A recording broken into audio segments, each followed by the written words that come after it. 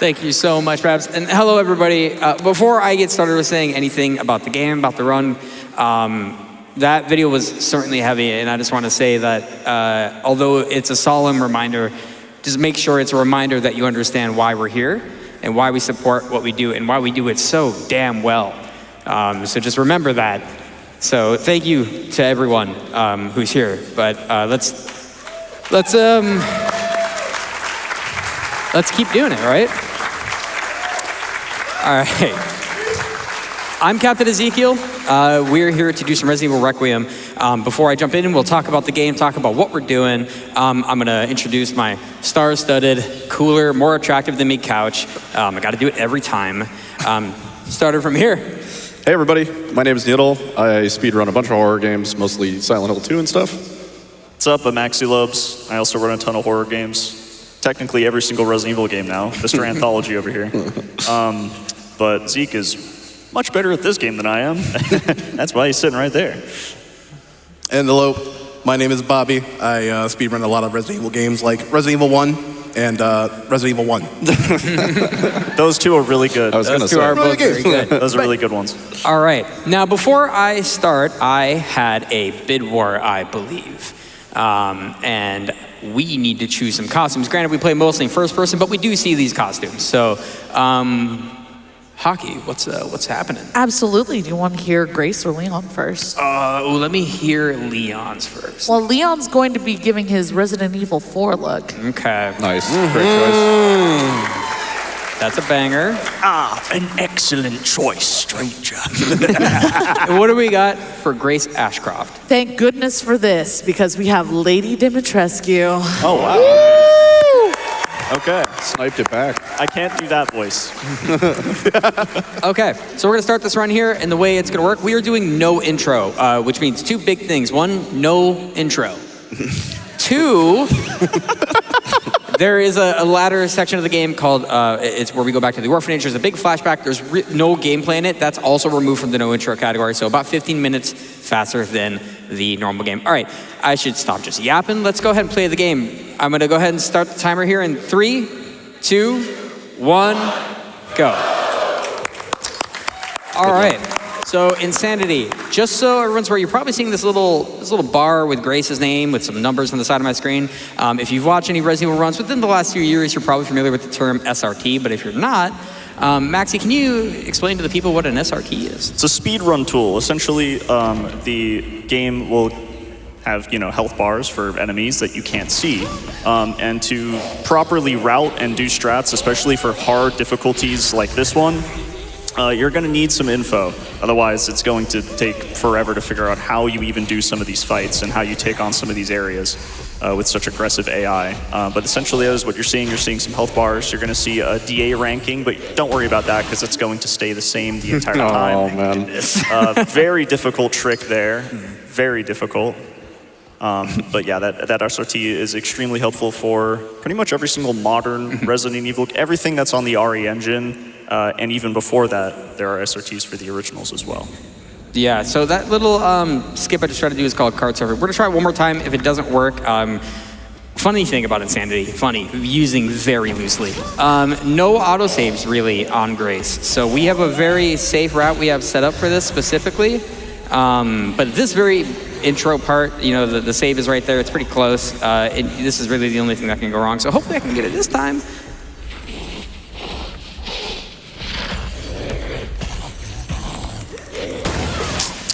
The timing on that is just really tight. Okay, we're gonna try to do it the normal way, because I don't want to sit here. Normal, quote unquote. Normal way. Yeah. Normal. It's been a while since I've done it, but I should be able to do it just fine.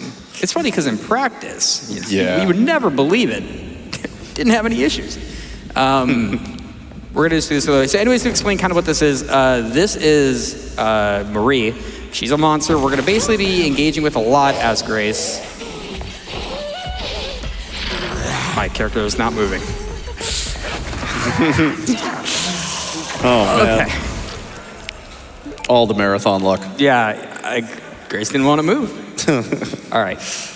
Yeah, the first part of that skip involves you kind of push yourself into a corner and you squeeze past her as she's coming in. But even that has a lot of just room for error, and as you can see. Yeah, it's insanity. It's funny because with the insanity route that we have here, after this point, there's a lot more safety to it. Granted, it's extremely difficult still, but there's a good amount of safety to it. So let's just do this again, this time for sure.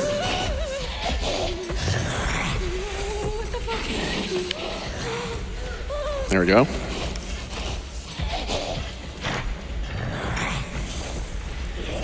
Just try to make sure I got this lineup. I don't know how close I can be. It's been a while since I've done it this way, so hopefully. Any uppies? Oh my gosh. I don't know what's going on here. Come on, man, you got this. First try. I do not know what is happening here. It's all right, we're just getting those jitters out of the way.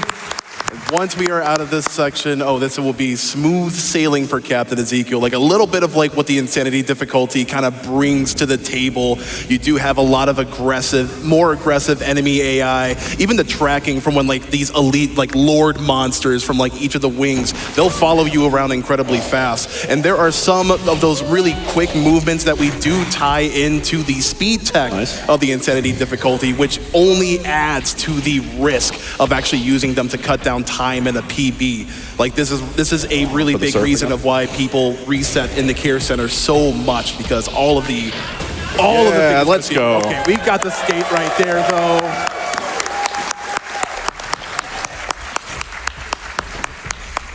First try. First try. I didn't see nothing.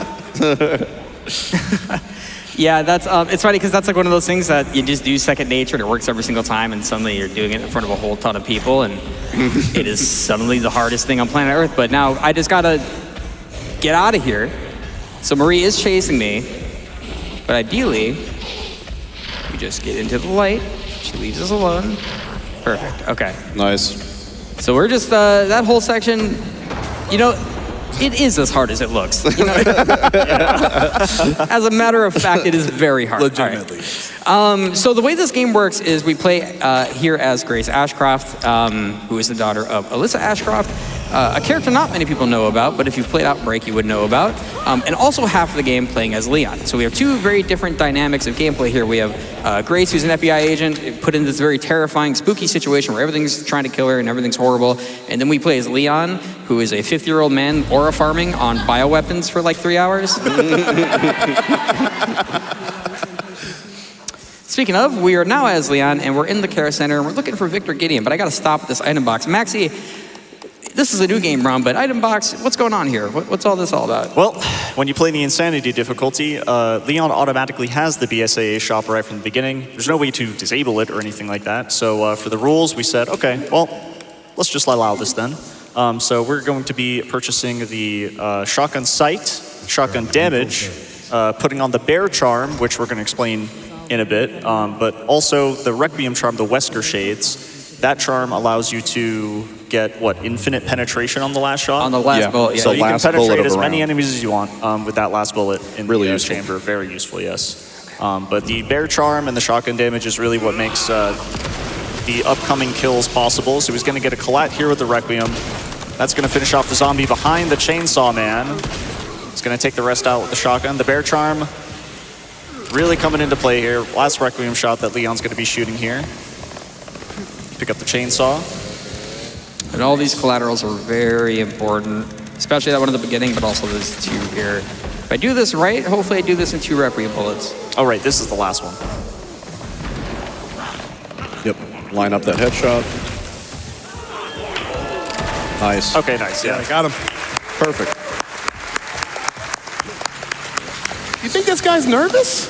Smooth as gravy. So let me explain the bear charm. So the bear charm, 60%, I think it's 60% extra 60%. damage at mid-range. You cannot be too close, you cannot be too far away, otherwise you will get a drop in damage. So essentially the bear charm, you really need to master that distance between you and the enemy. And it's really hard in certain situations.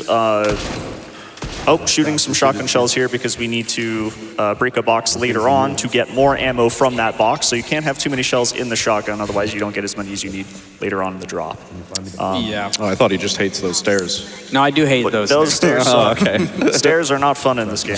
They're so slow. Are stairs fun anywhere? Like, That's why we made escalators.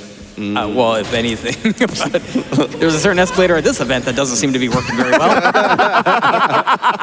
I don't think they got the memo. But we got a little bit of downtime here while we get ready, grab some stuff, get back to Grace. We should get back to Babs on some donation.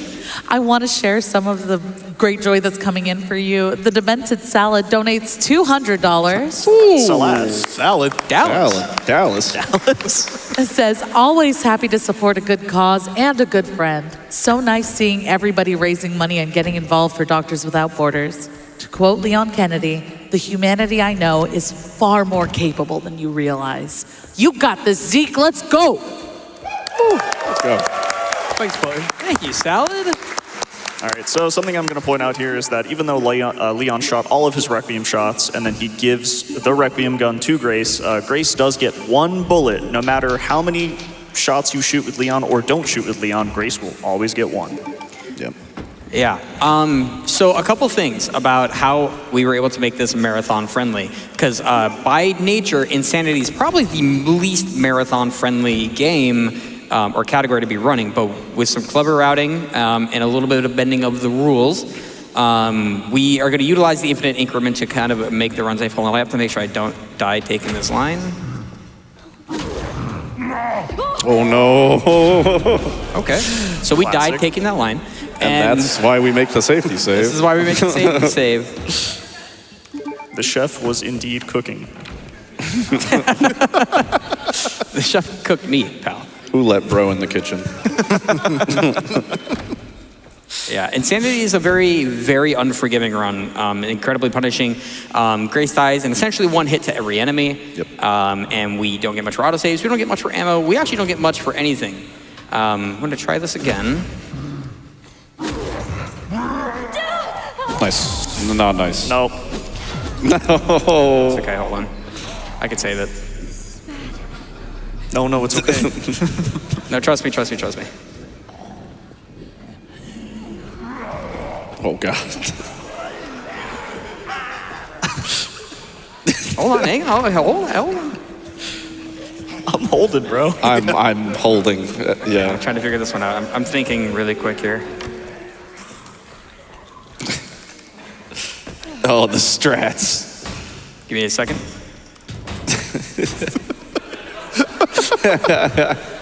What was that noise? So what I'm gonna do is I'm gonna try something here really quick. Oh my god. How you doing?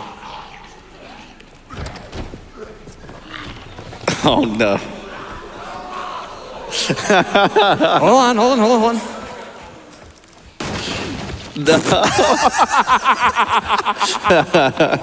Okay. So What are we doing? if you want to know what happened there, that box, it would have been nice if that box dropped an herb. Yeah. You know, the thing that the player really needed in that moment. Yeah, considering we don't have a handgun, handgun bullets seems kind of like an insult at that point. All right, I love video games. lock in. Insanity. Insanity, ladies and gentlemen. Yeah. Yeah. You got this. All right, and now, like every Resident Evil speedrunner likes to do, we have this thing called a bag of tricks, and our number one thing in this bag of tricks is throwing 30 frames per second. He's cheating. Ain't no shot, brother. Okay, we got away. Didn't get you the second time. The game's like not even 30 can save you. All right, now we're just gonna do that again. This time we are not at critical. All right, Fantastic. All right. perfect. I feel so much better. And I feel great. All right, so now the objective is we're trying to essentially get out. We need to get a couple pieces to this door puzzle, as you do in a Resident Evil game. And I think there's just 3 quartz, and one of them is another additional item we need. But we're gonna let this guy pass a little bit. Take your time, sir. No worries. Definitely didn't just spend 10 minutes dying. Just a heads up, a lot of these enemies can just do like turbo 180 grabs on Grace. So a lot of these lines that Zeke is taking are extremely specific in order for them to completely whiff those grabs. What is Someone's She is upset. screaming. What is she yelling about, bro? I can't. Yeah, this run really is sort of the definition of inconsistency. You can do the same thing 10 times and it'll work 10 times in a row, and then the 11th time it just stops working. Like 11 through 100, it stops working. So yeah, despite the practice, there's only so much you can account for. Yeah. Thankfully, we're kind of getting out of the woods of like those like hard to recover areas. I say that, and we haven't even gotten a chunk yet. But I'm feeling weirdly optimistic for dying like 14 times already. We're gonna basically head back downstairs. Now, this whole place is the care center. It's like a loose, sort of not loose reference to the way the mansion was originally built in Resident Evil 1. A lot of going back and forth, a lot of going to the same place, keys to get new places that you've already seen. Like you go to a place, like I don't have the key for that door, and then you'll go to a new door and you'll find the key. Resident Evil, basically. What I'm doing here that's gonna differentiate it from the normal route is I'm gonna drop these 3 coins in that I got. Those are 2 are sent over from the intro and 1 was near the chef. This is for marathon safety. I'm doing this so that I can carry the I Spy charm, which is the charm that prevents us from getting one shot, essentially. And as long as we have healed since our last damage we've taken, the I Spy charm will prevent us from dying. So that's what we have going here. So right now we're kind of moving through. There's not really much to talk about, so I think right now would be a great time for donations, and I'm going to make a safety save. All right. We have a $25 donation from Rex that says, had to donate during Resident Evil Requiem, my husband's favorite game of the year. He introduced me to GDQ shortly after we met, and we just celebrated our 7th wedding anniversary during this GDQ. Love and speed to all the runners. I also wanted to to share this $25 donation from Patiera Grrr, who says, first time donating, long time watcher, seeing the Resident Evil runs with my wife during her first live GDQ. Donating for that Resident Evil 3 guitar incentive, trans rights. Yeah. And speaking of which, I bring it up because we are only $813 away from hitting that already, chat. Let's go. Are you kidding me? Got an important collateral to hit here. Nice. That was sick. Now they're napping. So I'm in 30 FPS now. I'm going to stay in 30 FPS for a little bit because now we're going to introduce to the king of all run killers, the immovable wall, the unstoppable object, whatever you want to call him. His name is Chunk. So we're going to make a save here. I'm going to stay at 30 FPS so that I can squeeze past him initially because there's a jump scare here. I'm going to look down to avoid. This room is very, very, very, very specific. I cannot really make much of a mistake in here. I did just make that save, so if I do, it's not that far back. I'm going to kind of talk through how I go about this room. We're going to vault here, and we're going to wait for the scream. And I'm going to run over here, and I'm going to take a specific line so that she lunges but doesn't grab. Okay, I just got pushed, that's good. And now we're gonna turn back around. I'm gonna grab this, oh dear God. We're gonna run around here, take a hit. I forgot the heal was used. So what I'm gonna do is try to hit this chunk dodge. This could be a little sketchy. Vamonos. You're good. Nice. That was an incredibly, it's fast, but it was an incredibly hard piece of tech. Yeah. Yeah, that has been under a lot of development. So the reason I said dear God is because I have no ammunition. And we're going to get a gun, but it's shocker to believe it comes with nothing in it. Yeah. So we might have an option for that, but I should be fine.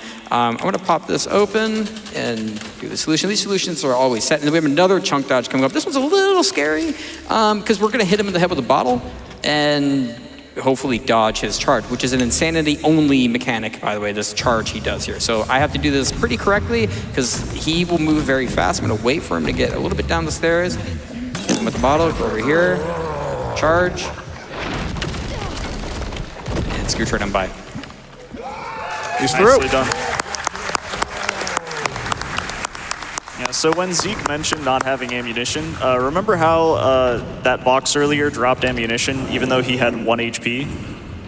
Yeah, now it's dropping green Now herbs. it's dropping green herbs for him, yeah. Love that. All right, so this is a little bit of a manipulation for the... I don't know what to call him. What do you guys call him? The zombie? guy who hates sound, but who needs ammo when you have other zombies? If you're wondering why crowd's popping off right now, it's because we just hit that unlock the bonus game incentive. Let's go. Nice. Good job, everyone. Good job. And that's thanks in large part to this $10,000 donation from the box by the stairs. Who says, Okay, you made up for it. I don't have an herb, but how about this green? That's incredible. It's fire. That's so awesome. Fire donation. All right, so let me explain a little bit about what happened. So Zeke threw that bottle into the doorway to manipulate Chunk, or to manipulate, what do you guys call him? The screaming zombie? Migraine guy. Migraine guy? Yeah. Okay, so he's got this this big old pole, and it just one-shots everything, including Chunk. So you manipulate him to go to the doorway that Chunk goes to. He one-shots Chunk, and now we don't have to deal with him for the rest of the care center. Yeah, up until that was found, Chunk was a huge problem because killing him, if you're behind him, you have to wait for his like 30-second death animation, and trying to bait him around is also pretty slow.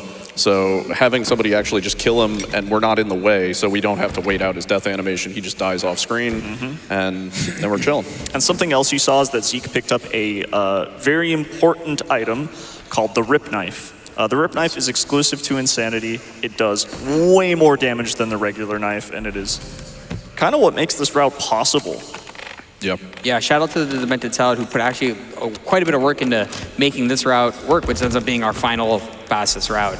The Rip Knife route is kind of insane. The knife does crazy damage, but we also get to use charms, one that increases our knife's damage, I believe at its higher durability or just in general. So we're going to be utilizing that a bunch. Also, there's a guy here driving a tractor. Just got to shoot him a few times to get him to stop, and then he's going to open up underneath it. This is something we have to destroy on Insanity. Okay, I get that they were doing renovations here and stuff, but what purpose would this have possibly had? Like, I mean, he does tell you to get out of the way, so he's just trying to do his job. You gotta respect it. Okay, so this care center is off to what I would say is maybe a rocky start, and do not fret, it only gets worse from here. Due to the current situation, I don't have very much ammo, but that's not really my biggest concern. My biggest concern is my health. But granted, Grace is essentially always walking around at 2 health, and just assume every zombie does at least 1 health. So next hit won't kill me, but the hit after will. I do have 1 herb on me, which should keep me a little safe. The hard part is now we have to go pick up another item. This gets a little tricky because there's going to be that stair zombie you saw give me a hug earlier, and then also Chef. And it's going to kind of depend on where he's at here. So we're hoping we turn this corner, he's walking away. like okay, that. perfect. Nice. And now that he's walking away, we might aggro the stair zombie. That's fine. It's not fine. I think I aggroed him. I looked at my health. It should be fine. He might put me into crit opening this if he saw me. I hear noises. I don't see. As long as he doesn't grab you while you're trying to interact with the wrench thing, like that's just the worst. Where's he at? Huh? Okay, pal. He is like slightly aware. Oh my goodness. The crit on the leg. Oh my goodness. So crits are generally really bad in this game. Like crits can get you killed very easily.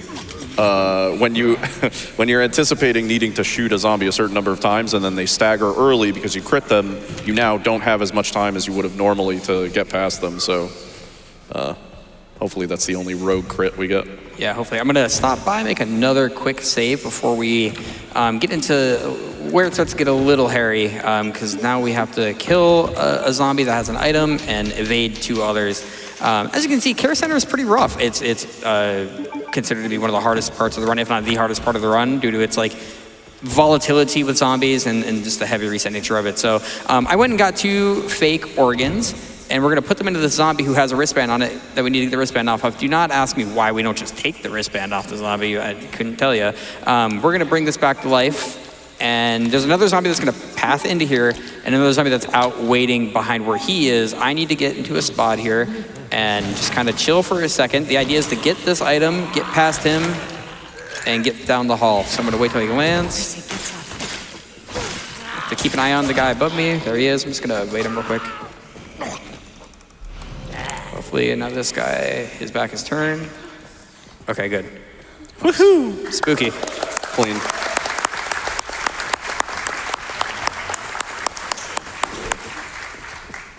All right, and now we're heading down to grab a few things. We're gonna shoot a zombie that vaguely looks like Zach Galifianakis, but that's about all we're about to do. That would be a great time for donations. Perfect. I have a $10 donation from Nico with a C who says, these 4 gentlemen are some of the best people I've ever had the pleasure to meet through speedrunning, and I'm so proud of all of them for all they do for speedrunning. Thank y'all so much for all you do and who you are. Also, nice ammo drop. Smile. Thanks, Oh, that's great. So we described the last thing we need. Oh my god. Who put that wall there? That was great. Reshoot that guy so we can just kind of manipulate the spawns. It should be fine. I'm gonna create a save up here after we grab Emily anyways, but that's to try to bring them to this room. We have to do kind of a sketchy run here, but the way we've set it up is that we're gonna go through here with Emily, but we're kind of defenseless, but we can thankfully take at least one bite. But if I take my lines correctly, and as we all know so far, this run I've been playing perfectly. As long as I take my lines correctly, I should be able to get through it without dying, and then we do a little defense section. So it's a little challenging coming up here, especially with that defense section, so I am gonna focus to make sure that nothing goes wrong. I'll let, Max or Niddle, if you guys want to explain what's about to happen up here and why it's scary. Yeah. So we have Emily now, and as a result, our hands are full. So shooting is not an option, and we're gonna pass by a room with like 4 zombies in it, and there's a very specific line that you can take, which is really fortunate if you can hit the correct line where we don't get grabbed. And because of that shot that Zeke did on Zach Galifianakis guy earlier, he's actually out of the way. He's in this room now because we pulled him all the way to this room instead of him being in the hallway. That was very clean. So you saw Zeke like kind of strafe past that guy, touch his back a little bit, and that's the exact move to get past him there. And now it's just clean up until we start the tower defense section. Yeah, this section is spooky. I cannot mess it up. The cabin. Yeah, I gotta focus on this here, and if I can get all 4 zombies killed, that's how you know we're good. Yeah. Yeah, that's probably the most nerve-wracking part. If that bottle doesn't hit, then it's all for nothing. He needs to get collaterals there on those guys. He's gonna bottle this guy to stun him. Nice. And then finish him off. And the rest should be pretty chill. We just have this one dude in the back room here. And those are power stabs. There's like 4 different ways that you can actually stab with the knife. Good. And that's the section. Yeah. We were talking about in like practice like earlier, but like through various like earlier iterations of like the route, this arena in particular was like incredibly heinous, a very big reset point. There was a lot more ammo juggling and ammo resources before this whole like rip knife reroute. So we were very thankful for the reroute. Yeah, this room has gone under a lot of changes. A lot of the routing that's been done for Care Center has specifically been to address this room and also to address the basement. But the basement, we got some stuff for that. We like to cheat in this game, and we will be going out of bounds in this game multiple times when we get there, and they're very, very interesting. I don't even know if I could even really explain it without actually just showing it. But that's the end of Care Center. We're out of Care Center. Let's go. I feel so cared for. You know who else cares is chat, because we just broke 1.3 million.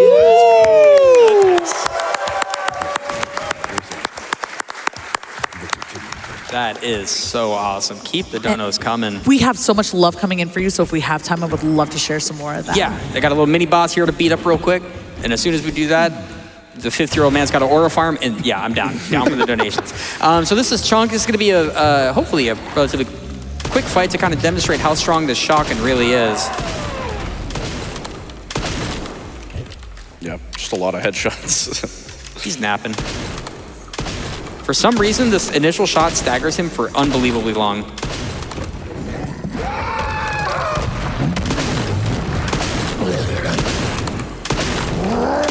Oh, no. We got him. I thought he was going to get you. So that's Chunk. He's supposed to be a mini boss, but due to the strength of this shotgun, he just kind of falls over. And now is a great time for donations. Fantastic. Joey donates $100 to Doctors Without Borders and says, itchy, thirsty. Thanks for running what might be the thirstiest Resident Evil game, Zeke. You got this. Trans rights. Absolutely. Saru donates $25 and says, here in the evil realm, we call these normal residences. Good luck with the run. Thank you, thank you. Alinu donates $25 and says, herbs are red, herbs are blue, herbs are also green. Let's go SGDQ. Oh, no. Good luck, Zeke and Couch. Nice. That's awesome. All right, so now you can tell we're back at the care center. So I hope you guys enjoyed being out of it for about 5 seconds. But now we're back in as Leon, but we're way more equipped than before. There's a kind of I would call it a cabin room, but a room here that's very interesting the way we go about killing everything here. Bobby, what am I about to do in this room? This is actually like a pretty sick room. A really good arena. We're gonna be setting on up to wake some folks up, because like we're gonna be doing the introduction of what is known as the blister heads. And for the blister heads, like you want to execute them in a way that you finish them off very quickly, or else you will just waste a lot of resource time. Yep, you're gonna be using a lot of those interactables, hopefully getting them to drop that and getting these blister heads on down so that you can operate the execute, and you'll see their head, basically blow up like a geyser right there. And very nice shot a la LeBron James really quick. And we're getting a couple shotgun shells again. Just really rinsing, lathering, repeating, because if you don't really play well with the execution of the blister heads, you are just going to tear into all of your ammo resources. But that was expertly done by CaptainEzekiel right there. Really good. And with the leftover ammo resources, like this is pretty much just like a stock up section for like the oncoming arena sections. Yep. Yeah, that you get a whole bunch of shotgun ammos there. That room can really go off the rails if one of them, all of the blister heads have an insta-kill attack, because Capcom is a funny company. And if any of them interrupt you while you're trying to act one, you'll just die instantly. But now we're in the basement. This area used to be awful, like super awful, really hard to play. A lot of routing got roadblocked by this area because of everything that we had to go through down here. We had to deal with Maria, a whole bunch of zombies, but now we have some ways of going about this. Granted, my health isn't in the greatest state, but I should still be able to do this. I'm going to use what's left of my knife to kind of take care of this guy so he doesn't wake up later. And now we're gonna go about this in a certain way where I have to run past. There's one scary zombie I basically have to run past, and that's what we're working with here. So we're gonna grab this, and when I do, Marie is gonna spawn, and I'm gonna shoot at her to manipulate her AI when she gets into a certain position. Now we need her to try to grab, just like that. And now I'm gonna run over here. Now this is where it's a little scary because there's two zombies that are gonna be preventing any fun. So I'm gonna round this corner, there's one guy sitting down, I'm gonna shoot twice in the head, and then we're gonna run past him. This is to wake him up so he's not in the doorway when we come back, but there's also another zombie over here blocking the tractor, and Marie is gonna fall from the ceiling. I need to get this light switch plug and get out as soon as I possibly can.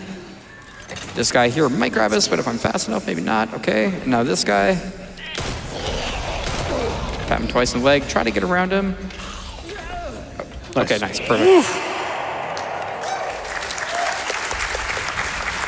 That was a little scary, but... Oh, she's yelling.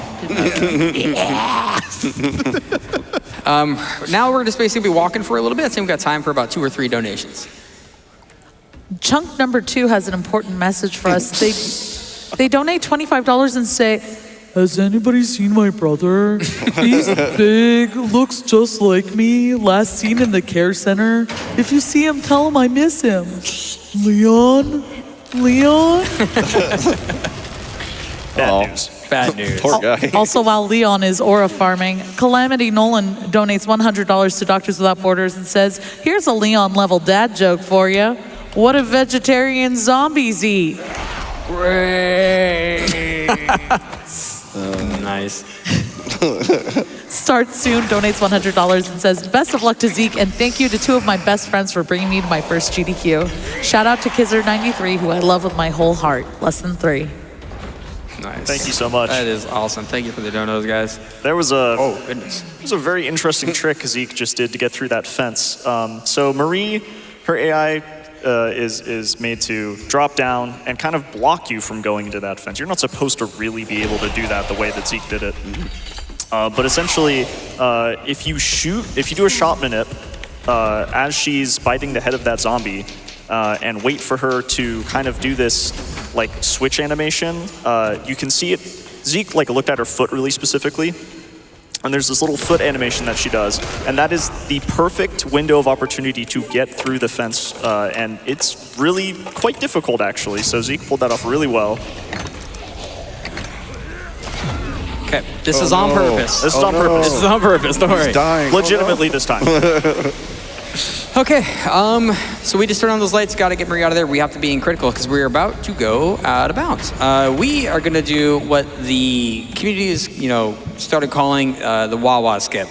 Hard to really describe it. If you've seen the Wawa emote in Twitch of the cat bouncing up and down, that's essentially what it is. I think that's the best way to really describe it. Yeah. So what's gonna happen here is I have to stay in critical. I'm gonna go up here and we're gonna grab a key item. And this is just simply for progression purposes. Now, we use a macro for this. We decided to allow it as a community to allow macros for this skip because it's really just about mashing controls. There is a rhythm to it. However, we felt that for the health of the runners, we would allow a macro since you do have to do it for a little while. So I'm gonna go down this ladder and go right back up it. I'm gonna look at a very specific spot here, kind of make sure Grace's model is turned towards it. I'm going to go into my options, go to third person, and we got places to go. So, so it might look a little strange, and that's because it is. Let me explain a little bit what's happening here, right? So when we go onto an object that pulls our character, pressing a button using a ladder, our character state changes until we hit W. When we hit W, it reverts back to like a normal player state. However, when we're at critical and we spam crouch after doing this, we move. This coupled with the fact that we now essentially have a little bit of no clip, not entirely, but a little bit, this allows us to move the character without actually pressing W, using crouching so we can get into interaction with this. So we're trying to grab this here light battery. We're gonna grab it, and then what I'm gonna do is I'm gonna turn it off. We're gonna switch to third person, and now I'm gonna face this direction. We're gonna get as good as we can here, and then now we're gonna go back into it, go back into third person, and we're gonna go again. And now we're trying to go across this gap, and because we have this glitch, we're floating. Yeah, we need the beat.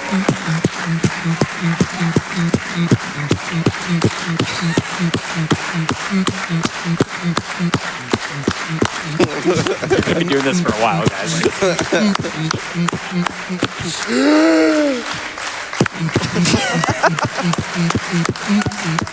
All right, I'm gonna quickly pause it because I gotta change the direction of which I'm facing. Don't worry, we're not done yet. We got a little bit of ways to go. Come on, Grace, over this yonder way here. I just gotta straighten myself out a little bit just to make sure I don't go somewhere I don't need to go.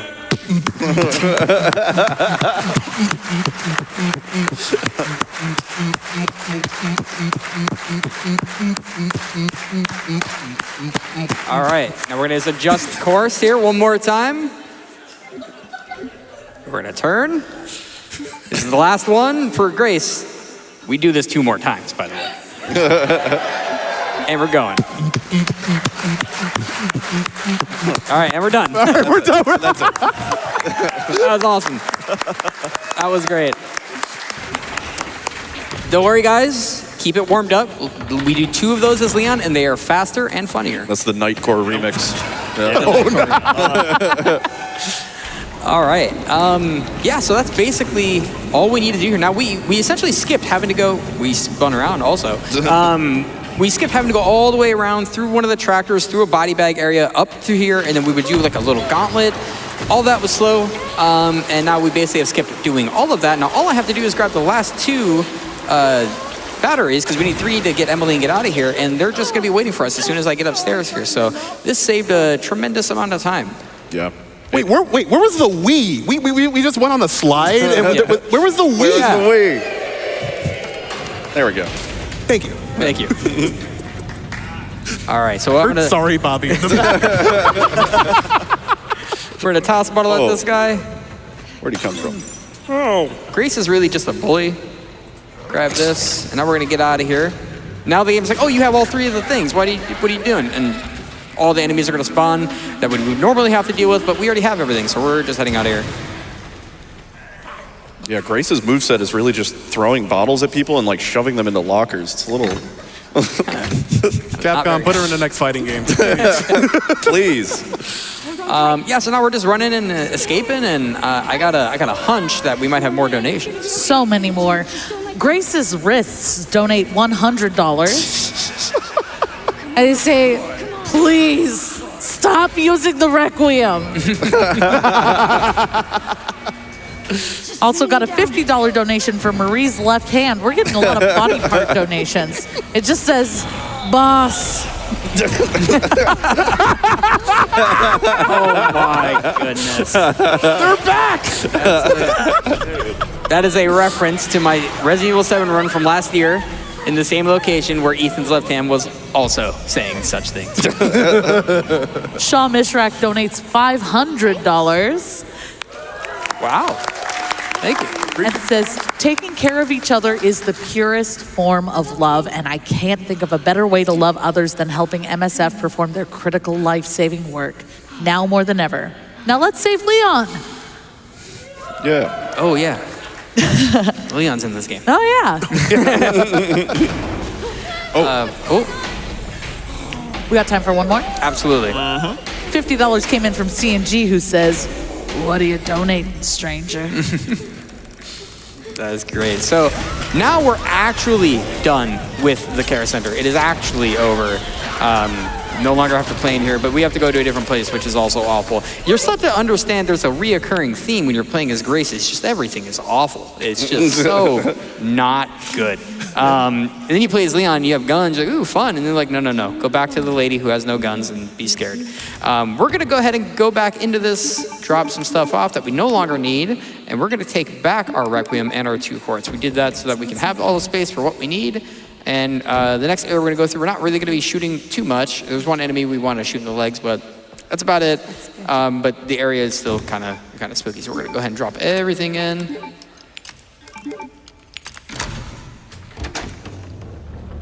All right. Hooray. Hooray, we're outside. Yay! Grass. Yes, woo, the care center Yeah. is done. We do not want to see that place anymore. Yeah. Niddle, isn't there some fun facts about Oh, right. the care center? So there's a lot of radiators in Care Center. I meant to kind of point them out. We're not really going to see a whole lot from now on. There are actually 90 radiators in the whole game, 69 of which are in Care Center. Not funny number, but just that's how many there are. There are certain hallways that have like 6 radiators just back to back to back. Who needs that many radiators? It was the question that everybody was asking after this game, I'm sure. They were like, well, how many radiators are in there? So I went through and I counted. You could always be bored, guys, but will you ever be that bored? This is a reference to Resident Evil Village, the Sanguinis Virginis bottle. I definitely butchered that, but it's okay. And it's all appropriate because we're dressed as Lady Dimitrescu. But now we're essentially going to get a helicopter key that is downstairs here. And as is fashion for every Resident Evil game, there's also just a lab here for some reason. This isn't even the only lab. There's like 2 labs in this game. But we haven't really talked about the main antagonist of the game, the main antagonist, but the guy that we've seen that kind of started all this, which is Victor Gideon. Maxie, you want to shed a little bit of light on who Victor Gideon is? Victor Gideon is essentially, I guess, a student of Spencer's research. He's very, very into it. He thought that Spencer was onto something amazing. Spencer, while I must give him credit, he did some good work. He was 90% a really bad guy. 10%, yeah, you know. And so Victor loves that research, and he's looking into memory blood, which Spencer worked on along with a variant of the T-virus. So the T-virus now has a new variant with this memory blood, which kind of goes hand in hand with how some other characters show up in this game. And Victor is trying to essentially like recreate past people with memory blood to clone them and bring them back. Which is sort of why we see zombies with jobs in this. Yes. They all have a memory of what they used to do. This room's fun. Okay, we got the first line at least. Please. Nice. It's a stagger. He will get hit here. Guaranteed grab. Guaranteed yeah. grab. This guy shouldn't be blocking. Nice. Nice. Ooh. Let's go. Okay. The reason why that part is really quite annoying is because if you do die somehow, which is quite easy on this difficulty, the checkpoint is a bit far back. Yeah. It's a bit far back. Whoa. By the way, orb? Big orb. That is a big orb. It's a lot of sauce in that orb. So this is gonna be our first instance of doing this where we switch to third person for speed. Basically, there's different mechanics between first and third person. In third person, when you're in combat in a chase sequence like this, you're really, really fast.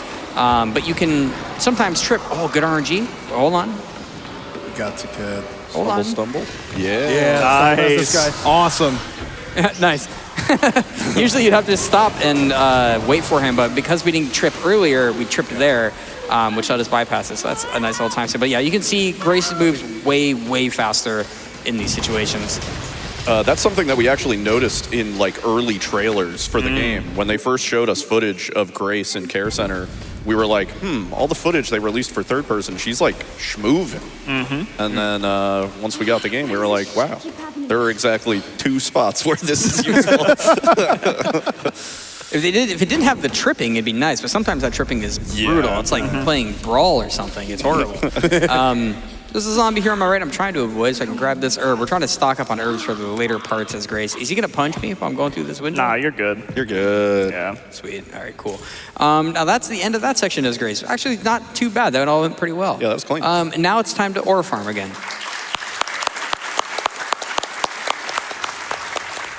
Speaking of aura farming, we have a fun fact from Jax, who donates $10 and says, fun fact, the S in Leon S. Kennedy stands for silly. He is a silly little guy. He is a silly guy. All right, so at the stop of this item box here and do some purchasing real quick for this next area. We're about to expand our arsenal a bit here. We grab the marksman, grab the gal. I'm gonna go in here and we're gonna go into the tac shotgun and we're gonna hit it with some upgrades here. Mostly I just mean the ammo upgrade. We're gonna grab the stars badge on that. And in the marksman, we're gonna actually throw some things on. We're gonna upgrade that and then we're gonna throw this on as well. Okay. So basically, we're now in a sniper holdout section with Grace. I'm gonna reload this checkpoint. Niddle, we wanna explain what I'm doing here? Yeah, so basically Grace is trying to make it into this church and there's a bunch of zombies in the way, but Grace has Emily, so there's nothing she can do about it. So Zeke's gonna come around here and expertly place these headshots on these zombies. They die in 2 shots of the sniper or 1 headshot. Headshots are obviously optimal. That guy takes 2. There's a couple extra guys here that are exclusive to Insanity. Exclusive to Insanity. So he's gonna come back here and also shoot this guy. If you don't deal with these guys, they turn into blister heads, and it's a bad time for everybody. But the overall goal is to kind of have a cycle so that Grace rather, is getting into the door at the right time. Like as soon as you headshot this last guy, it's kind of tight to set up, and it requires sort of not missing your shots, which is really hard to do because there's a lot of sway in this game when you're trying to aim down sights. So there's one more guy here, and then we should see Grace go through the door, and that was perfect. Well done. Wait a little bit before we slide on down. Excuse me. Oh, now you win. All right, we're coming up on a fight that is actually incredibly tricky due to just the way damage works in this game. It might take me a couple tries because it is rough. I'll have Maxie explain what's going on. Hopefully it goes right.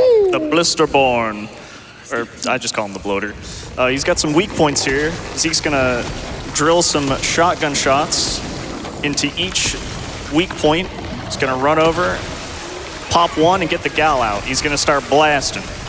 He's got the back blister. Oh, that one's not popping.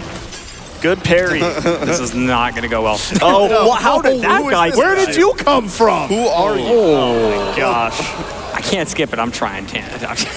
Yeah, some of these death animations are really long, and they make you watch the whole thing before you can go back to continue. Some like Tomb Raider remake stuff. Same plan, though. Same plan as I explained. Getting those shotgun shots in, popping one. Let's get the gal out. There we go. Last pop.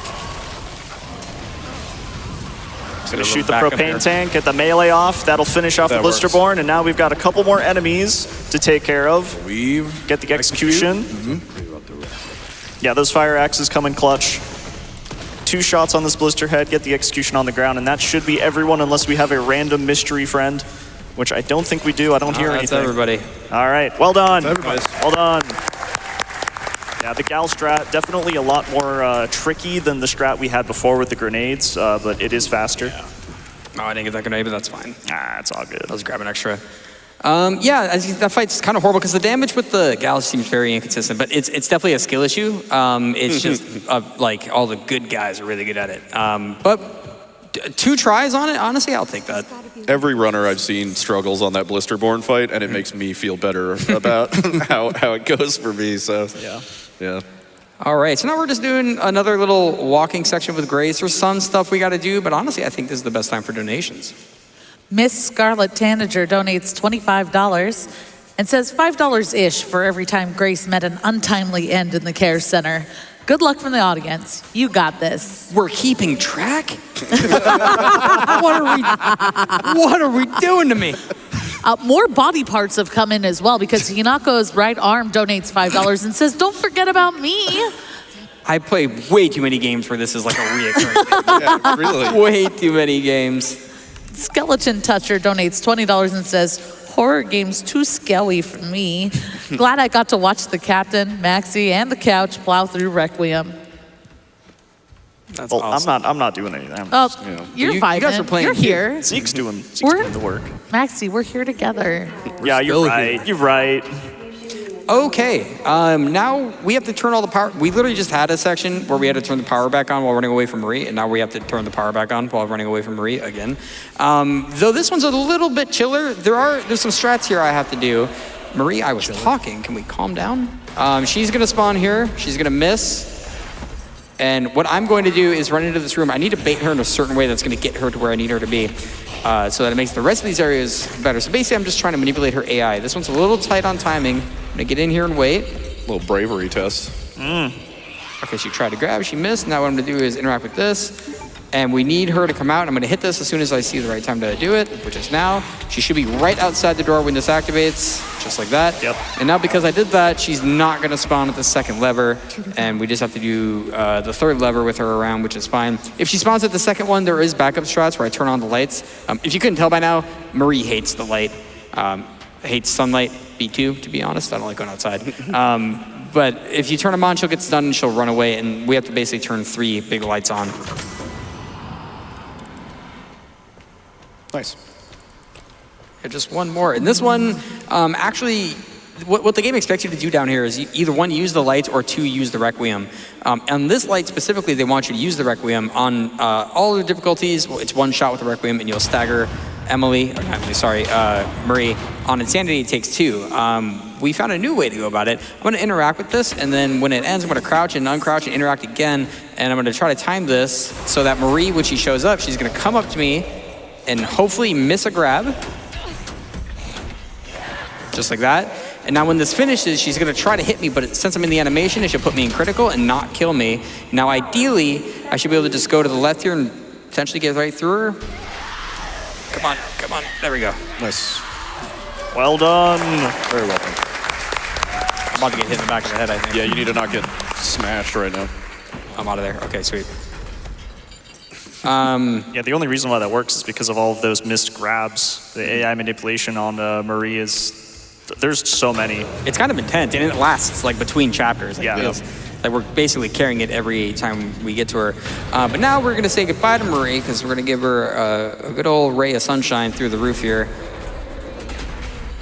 We're getting out of here. Get out of the fucking room. Come on. So this is gonna open, and then we're just gonna run over here. We don't actually have to do anything to her. But unfortunately, when we come over here, Marie's gonna die, but then now we have a new monster. So that girl, Emily, we saved, she's gonna turn into a big old monster. And Leon has this under control. And she's dead.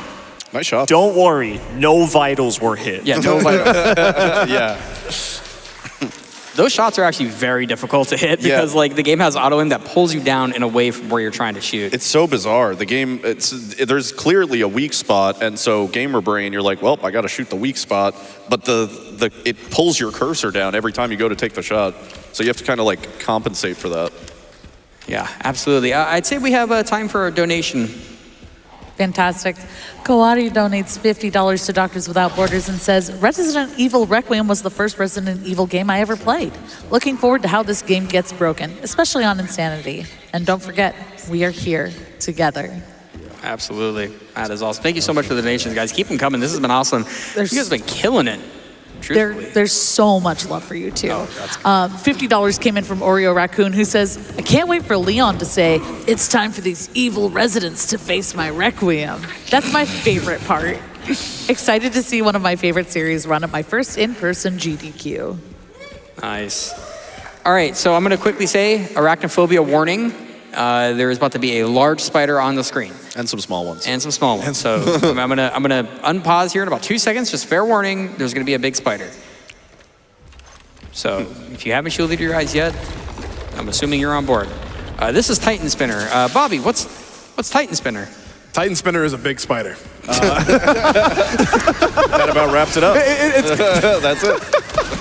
It's kind of like a reminiscence to the Black Tiger from like the original Resident Evil, and there's a little bit of like a lead up to the boss fight itself. There is actually some ways that you can damage the actual boss, and that's actual damage that will be significant through the boss fight. You can do a maximum of 2,000 damage of its total life bar before the game won't allow you to inflict more damage onto him. But you'll see him a little bit later. Now he's just going to be going on to the arena itself. There are a couple of obstacles, including those little spiders. The really cool thing about the gal is that he can get rid of those web obstacles with just one shot like that. And it's going to be really easy to get through this bit of spiders. He's just gonna be able to shoot one that would have jumped out at him, and then we have another another Titan Spinner, perfect parry, really good there.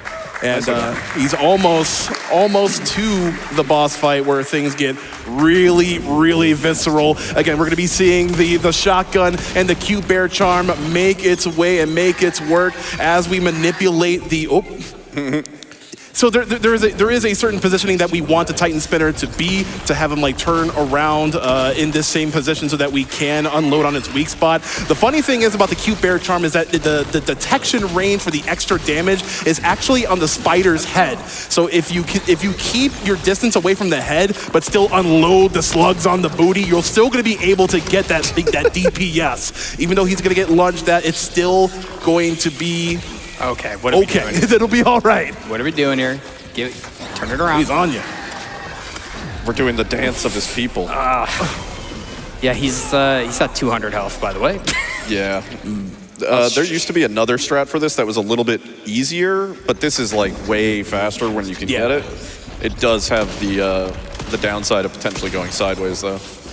Again, and that's still fine. Still a little bit of a rinse, lather, repeat. Again, we explained a little bit of like how we get that maximum damage on. We just need the Titan Spinner to behave favorably in our direction. It looks like we get a bit of a more favorable pattern this time. You could just see his HP just get completely depleted. That cute bear charm and the expert positioning of CaptainEzekiel putting in that work. Well done.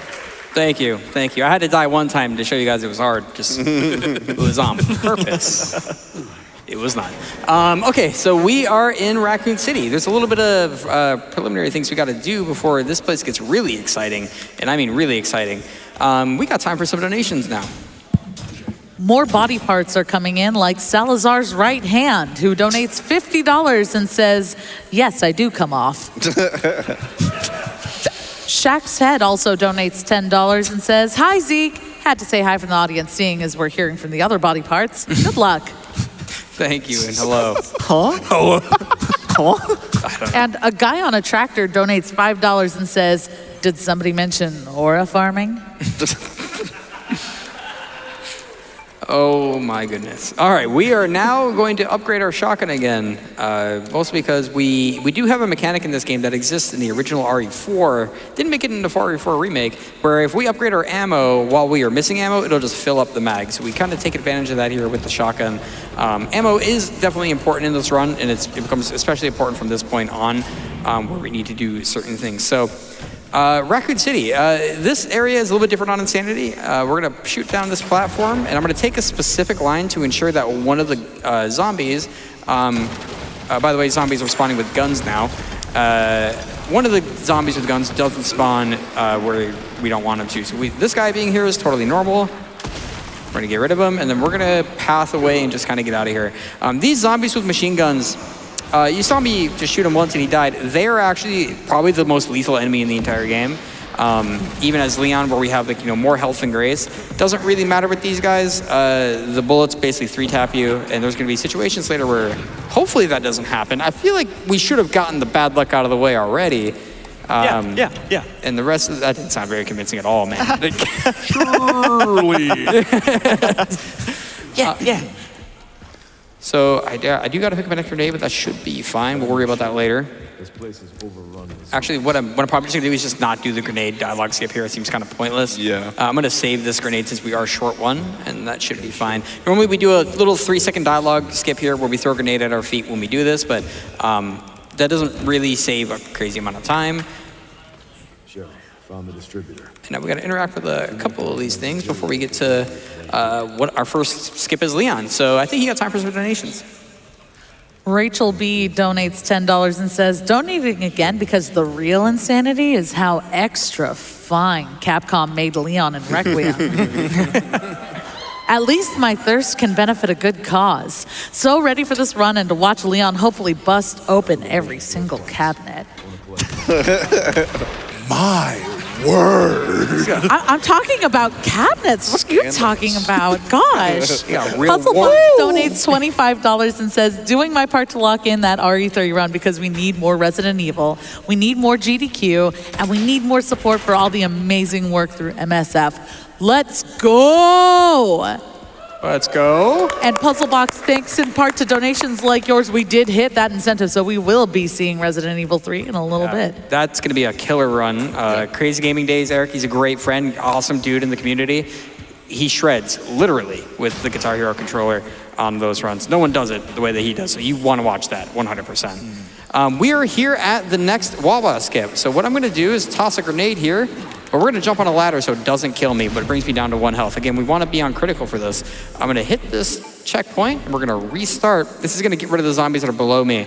And we're going to hop down, get back on the ladder so we get the animation saved, and I'm going to turn around and find the right place to do this. I'm going to do it about right here, hopefully. It's kind of rough sometimes.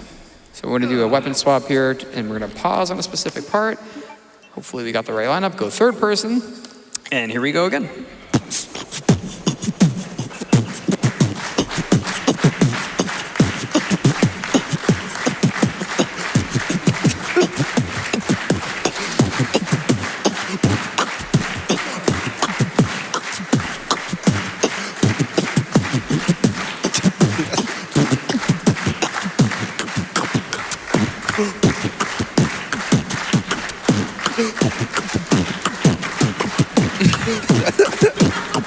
We're almost there. We have to do this for comically long. Keep going, y'all.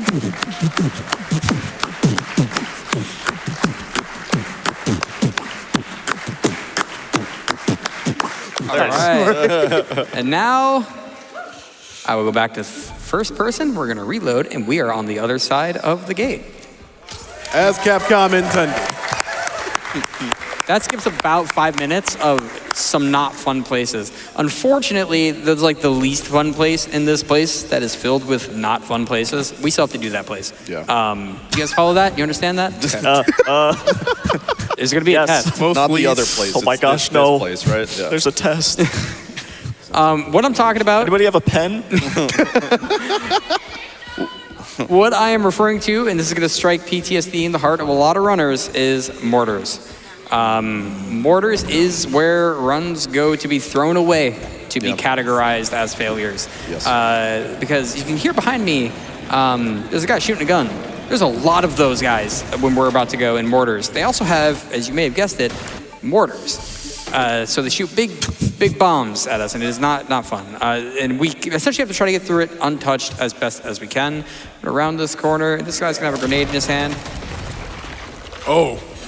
He had a grenade in his hand. What guy? Yeah, what guy? I don't know what you're talking about. All right, this part I'm gonna try to focus on. If I can get through up to the checkpoint at the very top without dying, that is what we want. I have to hit some pretty precise shots and move very fast and do a couple jukes that are actually gonna require me to completely lock in. Being late on any of them, missing any of them means I'm gonna be disruptive on the mortar cycle. Not motorcycle, mortar cycle. Mortar cycle. So let's see. Headshot on that guy. Little juke for this man. Really tough shot right here. Nice. Needed to pop that dude's helmet off. Climbing the ladder, hoping the timing is good. Aiming in a specific spot to hopefully get the right line here. Sandwich then. Shoot that guy so he doesn't grab us. Avoided the stagger from the mortar. Ooh. I didn't want to say that was pretty good, but that was really good. Yeah. That was really good. And now the return trip. Yeah. Not quite as perilous as the way up, but still. When you look up and you see that bomb in the air, it's just like, Here it comes. is this my future? If you shoot that down for a little extra money, I'm gonna juke another zombie here, hopefully. Oh. Okay. Everything's Jump fine. scare over there. Everything's fine. Two different things happened at accident where The timing was pretty impressive. I accidentally pressed the map button at the same time a chair fell over, and I think you caused that chair to fall over. I don't know how, but Tap? M is bound to chair. all right. Before I do this, I'll explain what we're about to do, but we got time for one quick donation before I cover the gas station skip. $25 came in from Cries in Time Zone, who says, have been looking forward to this run all week. Absolutely worth being awake at 3 a.m. CaptainEzekiel runs are always a blast, less than 3. Nice. So we're gonna get one of the last parts in here. We're gonna get the repair kit for our detonator. We'll grab that and repair. What happened? I don't know. I don't know what they're talking about. What's so funny? You guys are having a great time. I like this. It's good energy. Yeah, you guys are having. You are having such a good time, just laughing at nothing. That's awesome. I know, right? We're gonna make a safety save, and we're gonna go do the gas station skip. So, the gas station skip is unlike the first two Wawa skips I just did. This one is significantly more engaged, way more precise. I actually, there's certain lineups I have to do. I have to readjust constantly. So this could take me a few tries, maybe not if I'm killing it. So what I'm gonna do with this is I'm going to toss a grenade once I get to this to put myself into critical, and I'm gonna interact with the button at the same time as it goes off. So this is gonna put me into crit, and I'm gonna wait for this animation to end, and I'm gonna turn. I'm gonna line myself up specifically with a mark on the ground here. We're gonna do a swap, and we're gonna go to third person. And then when I do this, I'm gonna start the Wawa. This is gonna start moving me towards this gate. Now this one is very precise. I have to go far enough into the gate so that the game recognizes that as my last place of solid ground, because we need to utilize that. But I also can't go too far into it. So you're gonna be seeing me switch between two different types of the Wawa here. So as I get closer, we're gonna do F2, go a little bit faster, a little bit. That's the Giga Wawa. Now we're in here. We're gonna press, hopefully don't get stuck. Okay, we're out. Okay, that's good. Now we're doing the slow one. Now, this one does look silly, I agree. This is incredibly hard, even though it looks so funny. Now, what we have to do is we have to get to this ladder, and we have to interact with it, and if I did this right, we'll teleport.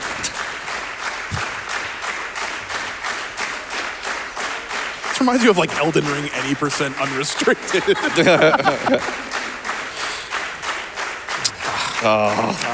Take two. Pulled me out of it, yeah. I was going too far left, so I had to try right there. Okay, we'll try this again.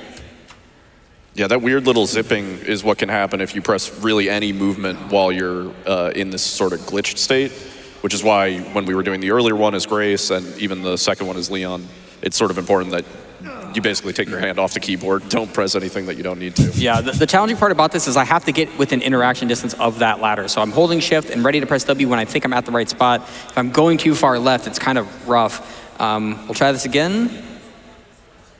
A little bit closer. Should be in. Now we have to hopefully not get stuck. Pull me out.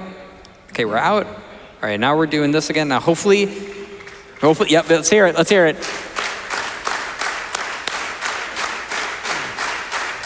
Come on, Leon, you can do it.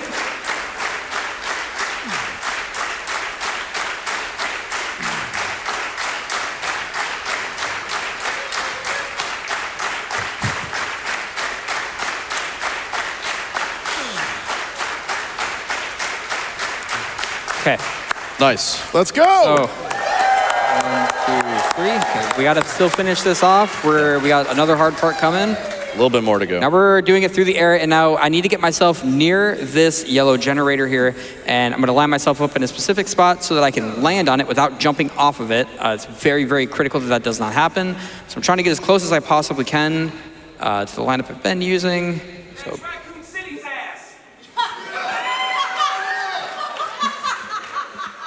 Anyways. Okay, so let me just make sure. All right, now what I have to do is hopefully just jump off here. Okay, Nice. And now I have to get up on this ledge. And now I'm gonna run into this wall. This is one of the last parts. It's a little tricky. And now I have to snap my mouse over once I clear this. Go forward, and we did it. Very nicely done. Thank you. Only 2 tries, honestly. Very happy with that. take that. Not Yeah, bad. we'll take that. Still saves time when it's 2 tries. So, yeah, that is the last of the Wawa skips. That. Oh, we got a couple Wii moments up here actually. And I think about it. Oh, yeah. If an enemy throws their weapon at me, we could have a really big Wii moment. All right, so perfect. Very happy with that. Now we're scaling the confusing area of Raccoon City where it's like very disorienting. We're kind of in a building. Running upside down in it, sort of. But we're just kind of running up to the next area, so now is a great time for donations. Side of Beans donates $15 and says, "This run is incredible, and I'm learning so much about this game I didn't even know about from the couch. Thanks to Bobby, I now know that Titan Spinner is a spider and not an 8-legged dog." Ricky donates $250 to Doctors Without Borders and says, "I always donate each GDQ to support those who are trying to shine some light in a world that sometimes seems so dark. Just like Leon helping out all the zombies who seem to have one too many heads."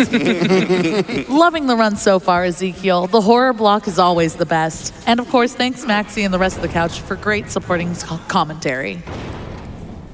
Thank you so much for the kind words. Yeah, I wouldn't. It looks impressive, but I'm carried by my commentators, guys. You got to remember that.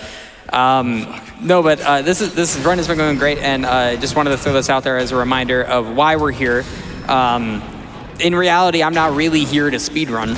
I'm not really here to talk funny business about Resident Evil. What I'm really here to do is to help raise money for Doctors Without Borders, and what I'm really here to do is help the people who need the help, right? Like,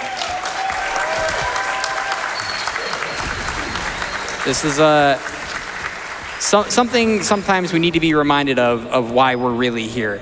I am also here to kill a bunch of zombies, always down for that. But in reality, we're here to do the good work that we've been doing. And I honestly could not ever be more proud than I am of like the people I share communities with, truthfully. I love you too, dude.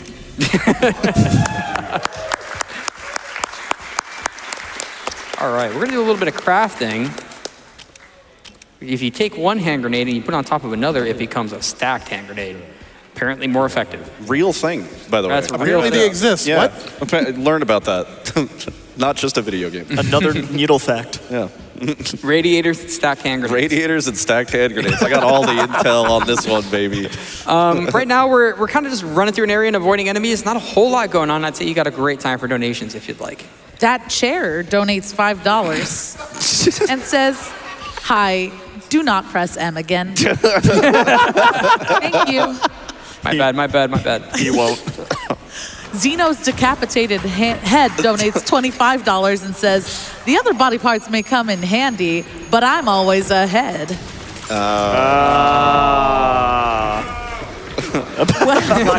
That was Star when it had to have been Star. Wesker's metal arm donates $25 and says, "Crit!" Oh, he's not in this one? It's just Leon.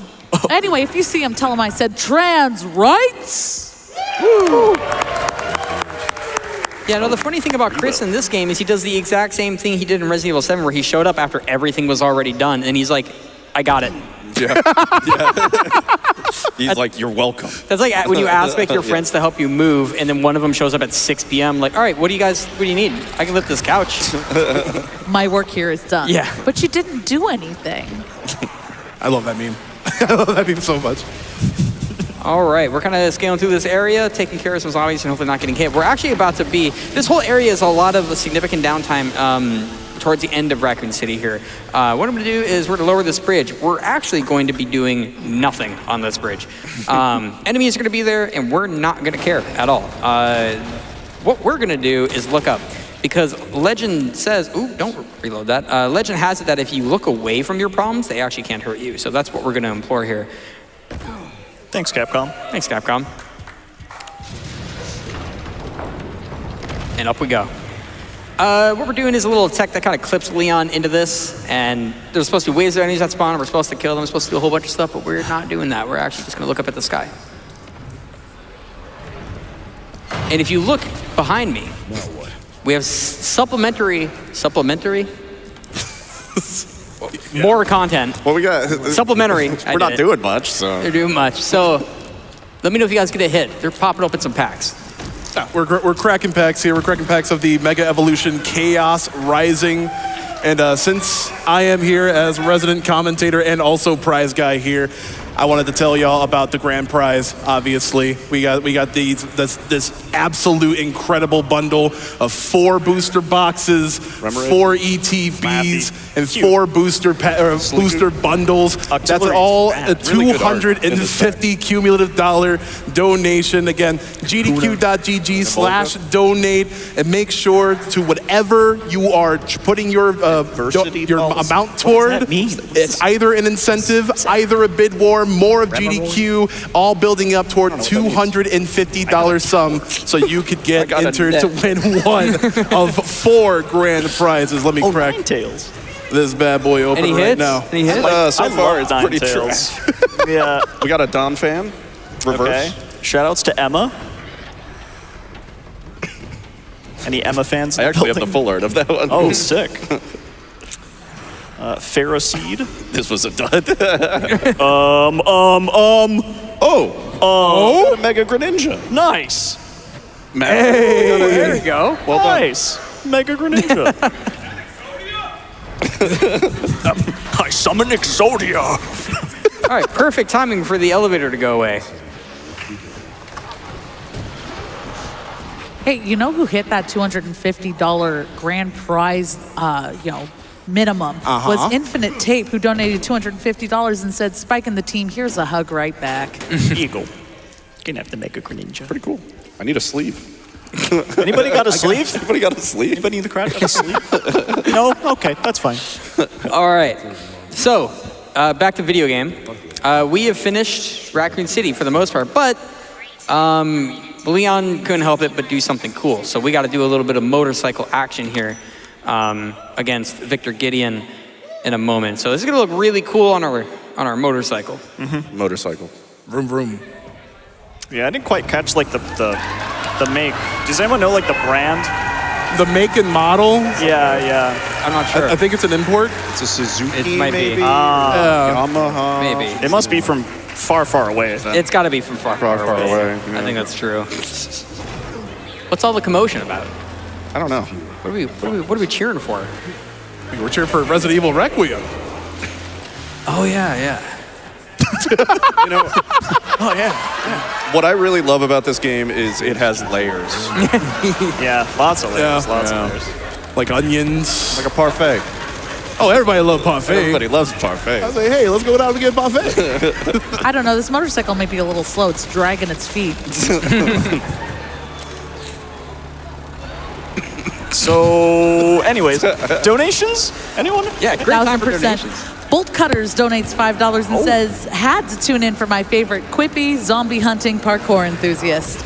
Oh, that's not Kyle Crane. I think it might be early for the Dying Light run. Oh well, trans rights. Woo!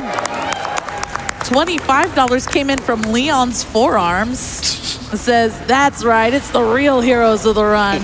And we're so glad someone as impressive as Captain Ezekiel is piloting this run. And this motorcycle. So true. Love that motorcycle. My favorite motorcycle. Shout outs to Dolby. I know him. by the way. Shout out to Dolby Beer. Yeah. So Sad Sid donates $25 and says, seeing Leon and Grace throw it back has been a highlight of my GTQ. Highlight of all of ours, I think. Trans rights. Woo.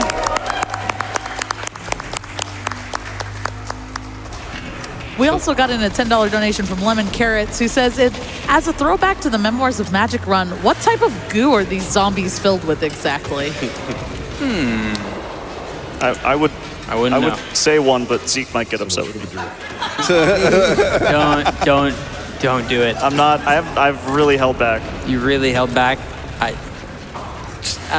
don't know. I didn't even think about it until you just said it. Oh, uh-oh.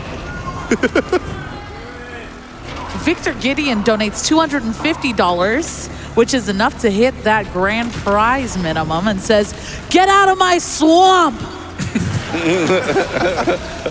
Definitely. That is a very verbatim Victor Gideon. That is, yeah. Yeah. I got chills when he said, "Get out of my swamp." Grace, get out of my swamp! Oh my God. That was good. It actually scared me a little bit. All right, now this whole motorcycle section is kind of cool cinematically, but once we're past this part, we literally don't have anything else to press. Here you go. 250. We got in a $250 donation from a 250 cubic centimeter donkey, who says, "This game has dragons, right? Giddy up!" All right, since I am...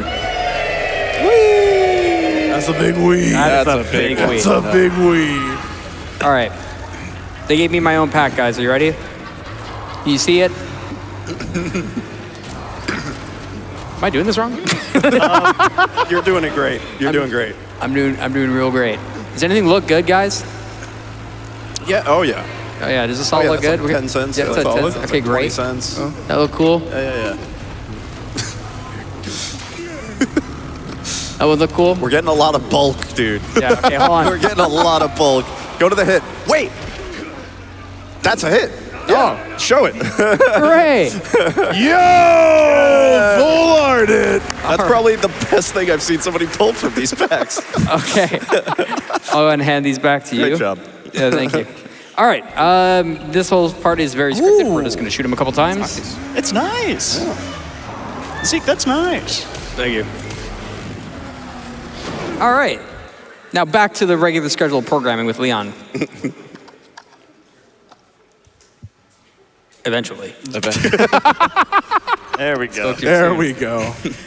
All right, so you probably noticed my gal is at 0 bullets, and a lot of people like me who are chronic reloaders, we really hate this because I really want to reload my gun. We're actually going to upgrade the capacity and drop a bunch of stuff into it because we need to have a bunch of ammo for a later boss. We're kind of now in sort of like a pseudo boss rush mode where we are going to do back-to-back bosses. But first, we got to take a little nostalgia trip through Raccoon City Police Department where it is still standing because this area got retconned. It did not get nuked like originally planned. Due to, I think, RE3 Remake is where it got retconned, or it might have been RE2R. I can't remember which one retconned it. I think it was 3 Remake. But yeah, it's all still standing, and there's a whole lot of stuff in here that just basically remind Leon of when he was here, like 30 years ago. But we're going to hit up this box and do a few upgrades that are very necessary. Specifically, we're going to do them on the gal. Fun fact, there are 4 radiators in the police department, and they are also there in all the other versions of the game. They were consistent with the radiators. So That's incredible. We take that. yeah, it's fine. See? It's right there. Yeah. All right, this area, so we talked about at the beginning that this is a no intro run. And we also discussed that we're skipping a part where we return to the orphanage as a big flashback sequence. That is an 8-minute long section or something just about. And we as a community kind of parsed everyone because we had already decided we were doing no intro, but we could also lump in a mod that removes going to the orphanage because it doesn't actually provide much to the run. There's no real tech. There's no real routing. anything. There's no routing. Yeah. And it's just a big downtime in the middle of, or rather towards the end-ish of the run. And the community decided that we would not have it. So we have categories that do include it, the full game categories, but this category will skip it. I have a mod installed that should skip it. If it doesn't work, I can just fast forward through it. But ideally, I skip this cutscene and hopefully it just skips to load screens. Neat. It looks like it's working, yeah. Yeah, I think you're good. It changes to, what's her name's HP. Oh, yeah. Yeah. But that basically skips that. But also, this guy's back. It's Mr. Clean. He's big. Fake. So he's gonna do a couple of forced set spawns here before we actually approach his boss arena. And we're gonna run up here. I'd say right now is like a good time for 1 or 2 donations before we get to the actual boss fight. What's interesting is Mr. X donates $100 Oh, timing. and says, Leon, you need to return your books to the library. Where'd he go? We also got in $10 from Shrek, who says, Donkey, get back to the swamp.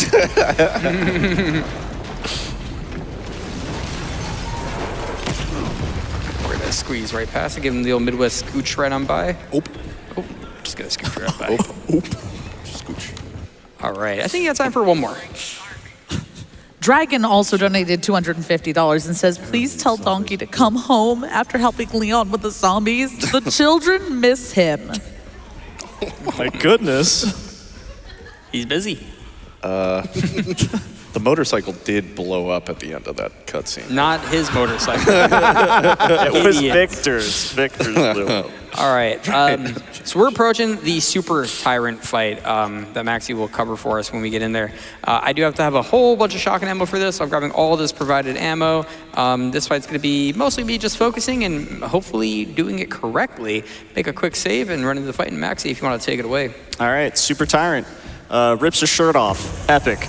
Run over to the car. We're going to stand in a very specific spot, the back of the car, and that's going to manipulate Mr. X to essentially attack the other car next to it and get stuck.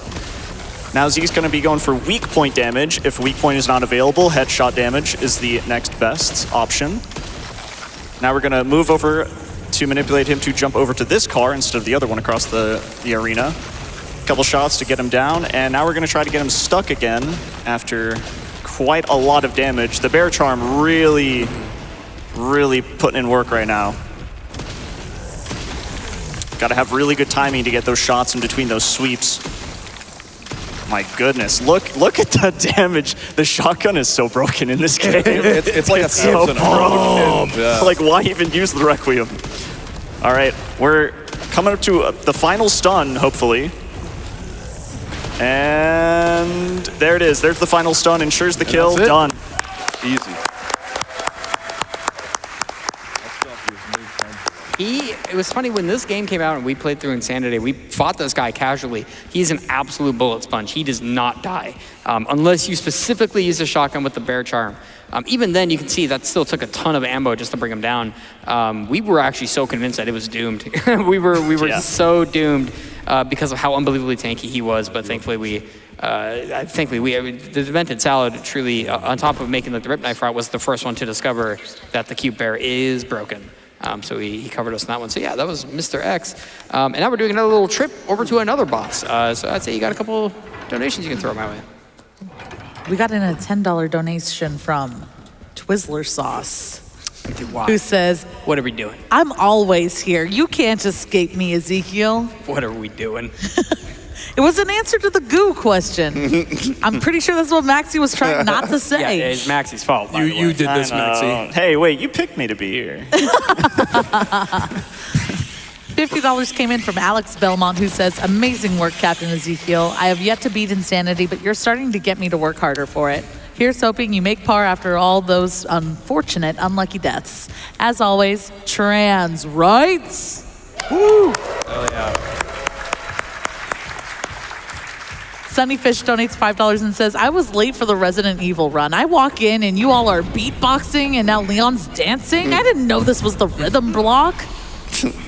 It is now. We get down. I mean, that shotgun was also pretty rhythmic with how you had to shoot. So I think it's Resident Evil Requiem rhythm game. I Yeah. want to hear your opinions in the donations at gdq.gg/donate. Absolutely. Maxie, what is this big plant we're looking at here? So this is plant 43, not to be confused with plant 42. Plant 43 is much larger, has completely overgrown the tunnels of the city, the tunnels that actually lead to Ark.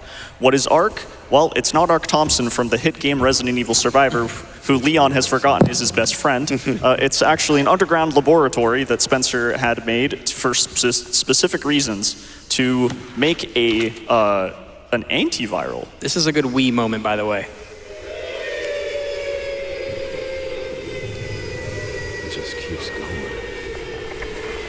Better not hear it stop. Okay, breathe, get another one in. Yeah, make sure you breathe. It's pretty long. Well, here's like Alright, a, there it is. Okay. there's a All right, real good job. low Good one job, in there. everybody. So Good plant, job, y'all. I heard somebody going, wee, like Plant, real 40, low. Plant 43 has a lot of tendrils that are going to be flying at Zeke, and he's going to parry them, mostly, and then he's going to have to use the shotgun to take down a couple at the end before getting to the actual Plant 43 boss fight, where he's going to be using the upgraded Gal to basically use up all that machine gun ammo that he's stocked up on. Nice, good parry. He's gonna look down and to the left now. He's gonna dodge this one. He's going to also weave to the right to dodge those shots you can hear in the distance. Pick up this green herb, laugh at him, Just threaten that guy. Yeah. Don't even shoot get some him. shots in, and he's going to restart checkpoint for safety, otherwise that guy's gonna shoot him in the back. Now here's the shotgun action going on here. Good drops, good drops. Very nice. Love to see that. RNG in our favor, unlike at the beginning of the run, where it was not very in our favor. Gonna get a Requiem shot right here. And like I said, going in with the Gal right here. Not a whole lot happening until he blows up the propane canisters. So, Just so you know, yeah. Not a lot happening. Does So that mean I anyway. can share some information from chat? Absolutely. The Crash Bug donates $125 and has an important message. Mr. Kennedy, I have a message from Captain Redfield. Would you please date my sister already? Please, Leon. No comment. Scipio donates $50 and says, where are they all going? Bingo? Nice. Not planet. Oh yeah, that's the fight, Yeah, by the put way. it down. That's the boss. Play it yeah. down. You got time for quite a few more, actually. Oh no, I owe the Hat Man money donates $25 to Doctors Without Borders and says, waited all week for this run. So excited to see Captain Ezekiel crush this. Knock 'em dead, as we say in the circus. To all the amazing runners and everyone, tell your sleep paralysis demon I said hello. I also want to call out, we've had an incentive open that I haven't even had a chance to talk about because Captain Ezekiel has been schmoving on this game so well to defeat an alien overlord in Fragrance Point. Haven't said a word about it. Chat, you're already 3/4 of the way toward meeting it? What? You're amazing. But of course, don't sleep on that, chat. Remember, every single dollar you donate goes to Médecins Sans Frontières or Doctors Without Borders and the work that they do around the world. So thank you so much for helping us to meet these incentives. All right, so on Insanity, the umbrella soldiers, they're basically Grandmasters, so Zeke's got to really lock in here. Oh, okay, we're in bronze. Stand up. No, good shot, good shot. Yeah. Good recovery, good recovery. Nice try. Now we NT in the chat. Now we got a grenade. It's a stacked nade, I believe. Yep. It's gonna kill quite a few of those soldiers across the way. Need to get a couple of shots in. Did 2 of them live? Yes. Yeah. Oh dear. He's going to hide this entire time, Yeah, so you're gonna need to. They immerse. Yeah. Yeah. They're sweating. All right. And hopefully I just don't get blasted because they just killed me in like 2 shots. Just looking for them. Just do a little peek strat. This is Rainbow Six now, Yeah. It really is. and How these guys behave. Okay, man. he's trolling. What are Okay. you doing? He's playing for money. Oh my. Oh, good shot. Good reaction. Good reaction. Now Zeke needs to get set up in a very specific spot for the next 4 soldiers who are going to jump down here. We got the first one with the shield. Great. Oh yeah, hit. Nice. And bam, room done.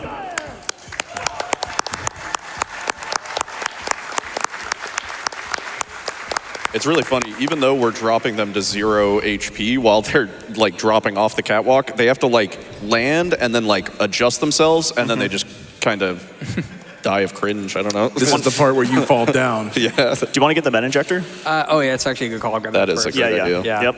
Yep. So we're setting up for a glitch, actually. Well, it's not a glitch. What do you think it is? Interpret it how you will, but either way, whatever you call it, it is an AI manipulation. But it's a very different one from the ones you've seen on like Marie and the previous enemies. This one causes something very unintentional. The not honker, Hank, whatever you want to call him, he's a boss fight.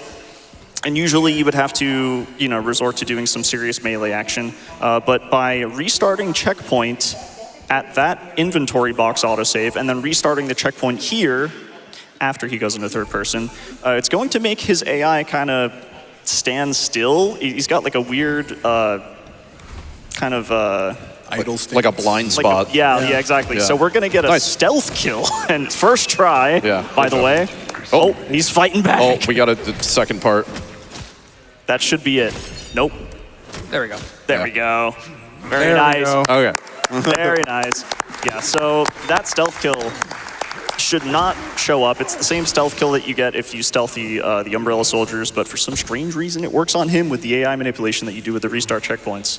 And that setup is pretty good. Pretty much anyone can do it as long as you down patch. Yeah. Yeah, exclusive to Insanity, there's going to be a mob of, and my they will gosh. just pop out and shoot you. We like are that. back. That was a great. Grandmaster. Thank you for showing an example of how fast they can kill you.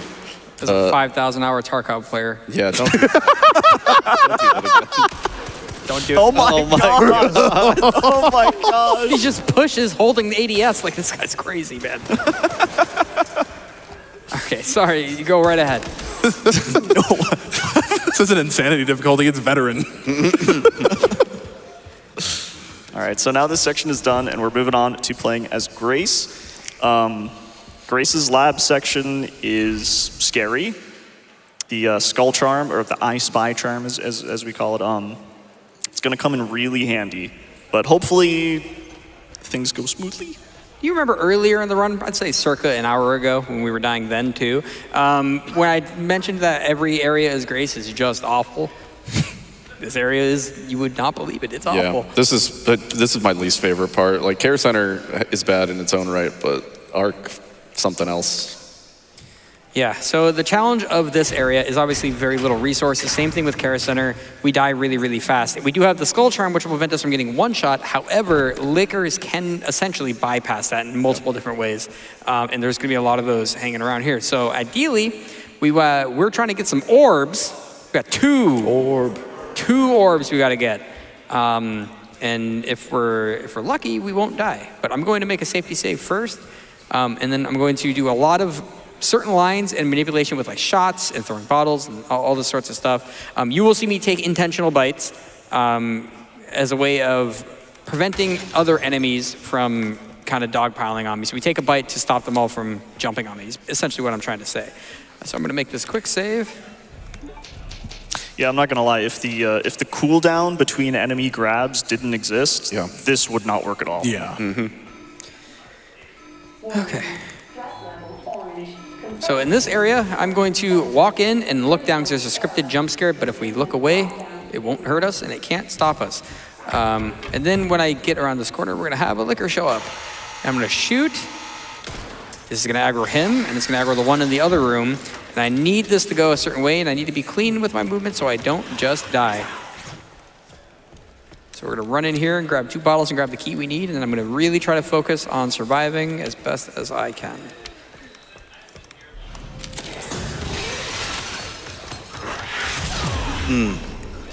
Oh, no. Of course. Oh, man. I just got wobbled, like, unironically. All right. Eventually, it'll let me skip the cutscene. All right. Try to take 2 on that. It's a good thing. This is why we make safety saves, by the way. That reason right there. Had we not done that, we would have went all the way to the very beginning, and we don't want to do that. Yeah, similar to Madhouse and sort of the OG Resident Evils, they really wanted you to make manual saves as Grace. Oh, I forgot about that. I'll show you guys what that looks like. I haven't seen that in so long, it actually kind of scared me.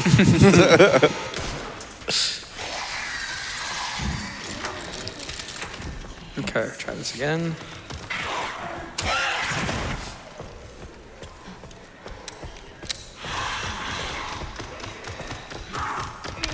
He is right behind me. Yep. Okay. Nice. Oh my goodness. That's nice. Okay. The double dodge. Okay, we're not out of this Not yet. out of the woods yet. Yeah, we got this guy. Okay. Okay. All right. That's first pass. Okay. Yeah. That's the easier one, by the way. We're gonna have to go through there again here in just a moment, but now I have to make a save after this, and thankfully we don't have to do that part again. But the orb is in a different door than that. We just want to get the key, which will get us a different key, which will then get us the orb. Yeah, Resident Evil game stuff. So we're gonna grab the ink ribbon. We'll make the save.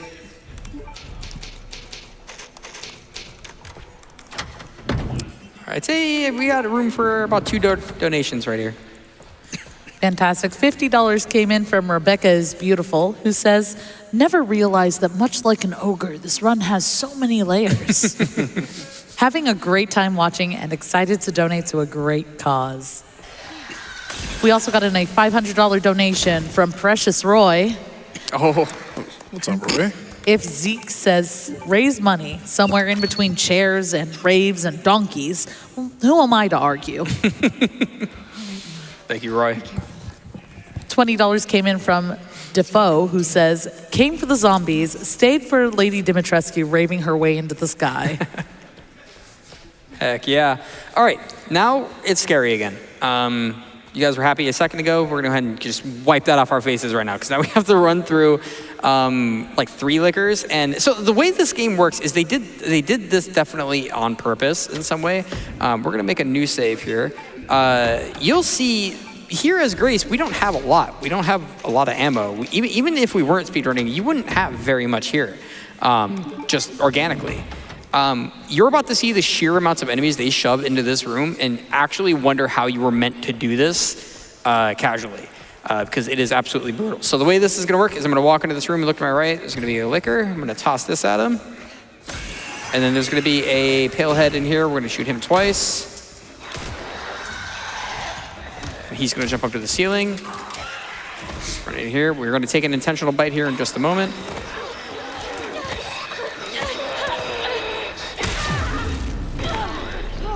Use a heal, and we need to get into this door immediately. You kind of already caught a glimpse of the amount of enemies in the room, but on my way out, you'll see exactly what I'm talking about, in which we will take another intentional grab so we can just get through them. And here's the orb.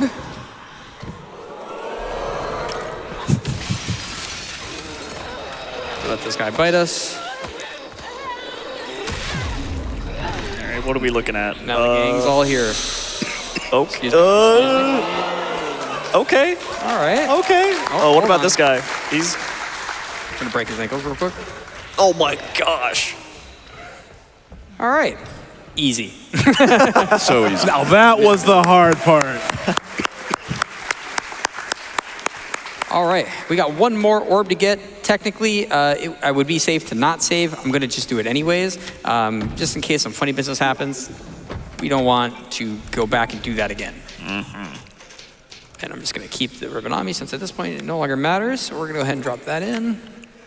And I'm going to run through another room where I have to stagger 2 paleheads and hope the other lickers around the room aren't super duper aggressive, but we'll have to see. Hopefully it's not too bad.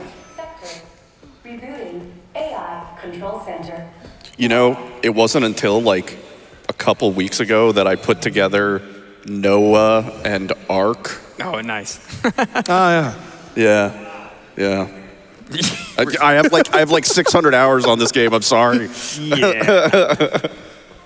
It's kind of funny though. What? Did that guy even stun? Yeah, Changed his mind. He saw what was in front of him. He didn't want any of that. Everybody's in the corner and get this guy now too. We need this liquor to be a homie. Okay. Nice. No funny business. No funny business. AI Control Center. Noah. Reboot failure. Last orb. Containment protocol inactive. Good job, Krat. You are doing so good this run. Yeah. Yeah. Killing it.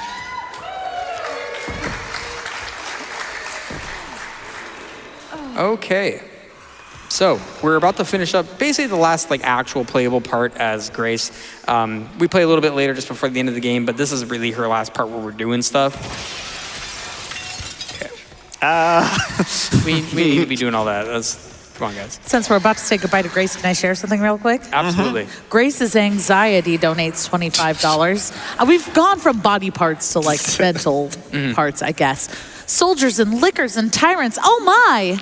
Trans rights. Woo!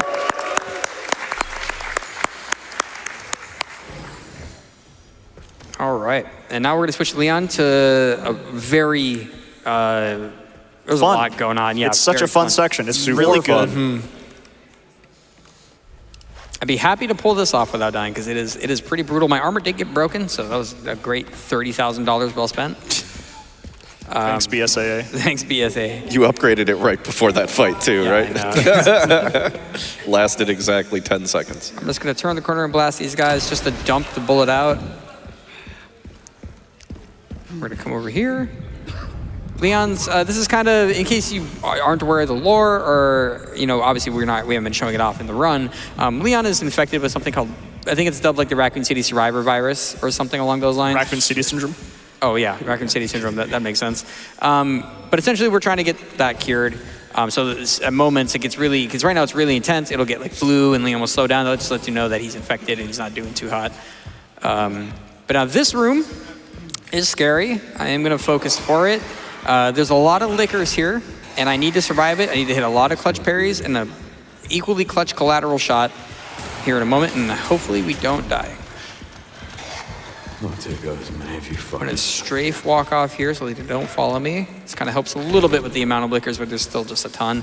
Hopefully I hit these 2 shots.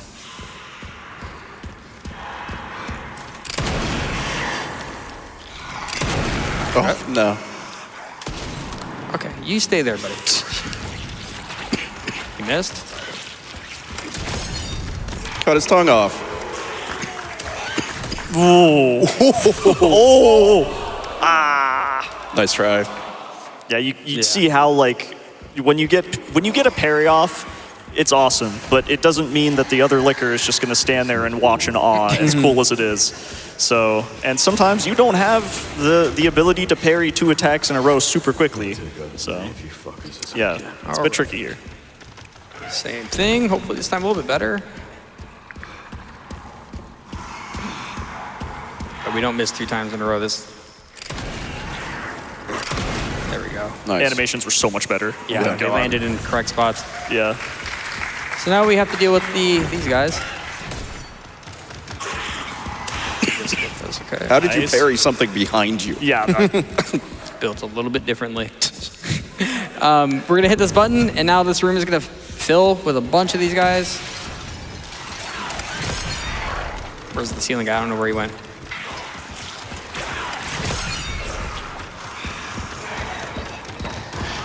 Okay. All right. Okay. All right, we're out of there. Wow. That first zombie was so lost. Yeah, he was doing something. I'm not quite sure what. All right, grab the key that we need. I'm gonna grab this grenade, and we're also gonna grab this spare heal just to be safe. We're gonna make this last stack grenade. All right, and we essentially have 2 combat rooms left in the game. But this one, which is kind of difficult, but then we also have the last boss. So I'm gonna run up here and do a checkpoint reset and do this last room, and then we'll have a whole bunch of time for donations before the end of the run. We're just to reload this checkpoint. Now, the reason we do this is to reset the position of all the enemies in the room, specifically these lickers that are on the roof. And I'm gonna run over here and trigger the fight. This is gonna spawn like a huge wave. I think it's about 7 lickers in the room, and then there's also gonna be pale heads after. But I'm gonna take a specific line. So I'm gonna turn around. These few are gonna drop right here, and these 2 are gonna drop up here. I'm gonna get around this guy. I'm gonna use this explosive and that explosive.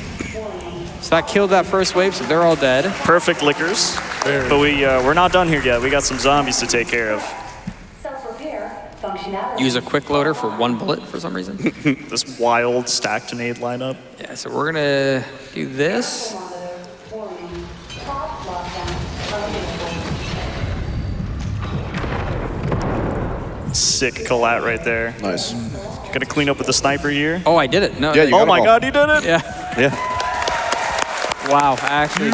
No sniper needed. He's him. All right, we're now approaching the last boss, so it's gonna be a bit of a walk and talk here. So now is a great time for donations. Walk and talk, I love to talk.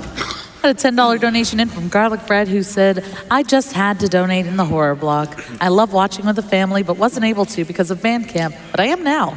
I've had so many great memories with GDQ. Keep it up, Ezekiel. Thank you. We also got in a $75 donation from Dr. Dragon Wolf Girl who says, Requiem was a bright spot in a dark year for me, and seeing this run for such a great cause with all of this energy from the crowd and online gives me hope. Thank you so much, Dr. yeah. Dragon Wolf Girl. I can't agree more.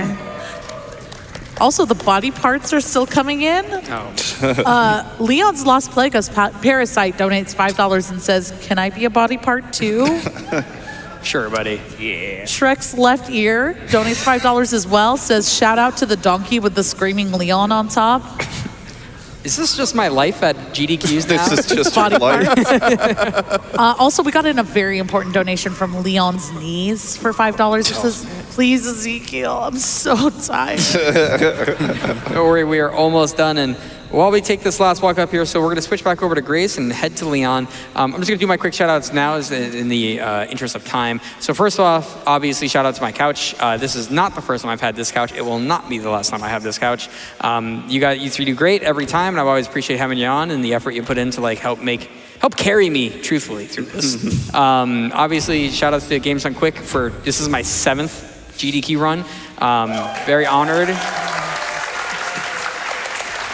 Very, very honored that they, keep doing it, and I'm here for it. Obviously, Doctors Without Borders, keep donating, keep providing the help in any way that you can, and just remember why we're here and what we're doing it for. It's fun, sometimes we might break records at GDQ, sometimes we might do really cool stuff. At the end of the day, that doesn't really matter. What we're actually here to do, and what does matter, is helping out the charity, helping out the people who need it. Especially since, in some situations we take things a lot for granted that we don't realize that others don't have, including the, just readily available medical care.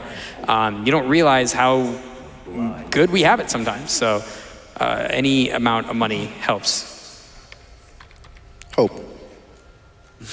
Apt. Yeah. We have hope here. That's very fitting. All right, so Victor Gideon, take it away, Bobby.